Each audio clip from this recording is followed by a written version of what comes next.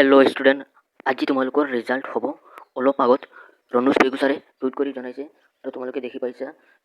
আৰু তোমালোকক 10:30 বজাত ৰিজাল্ট দিব তোমালোকে ৰেডি হোৱা আৰু তোমালোকে গুগলত সাৰ্চ কৰিলে ৰণুজ বেগু সাৰ্চ কৰিলে দেখিবা তোমালোকে পোষ্ট অন এক্স এইটোত সোমাই তোমালোকে চাব পাৰিবা অলপ আগত ৰণুজ বেগুচাৰে টুইট কৰি জনাইছে আৰু তোমালোকে কিহত চাবা তোমালোকে এই দুটা ফাৰ্ষ্ট ৰিজাল্ট আৰু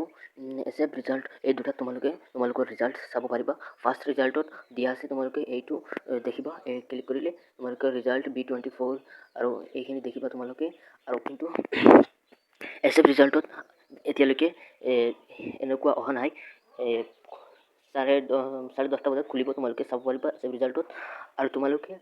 গুগলত সাৰ্চ কৰিলে তোমালোকে দেখিবা যে শিবা সাৰ্চ কৰিলে এইটো তোমালোকৰ ৰিজাল্ট চাব পাৰিবা তোমালোকে ধুনীয়া কৰি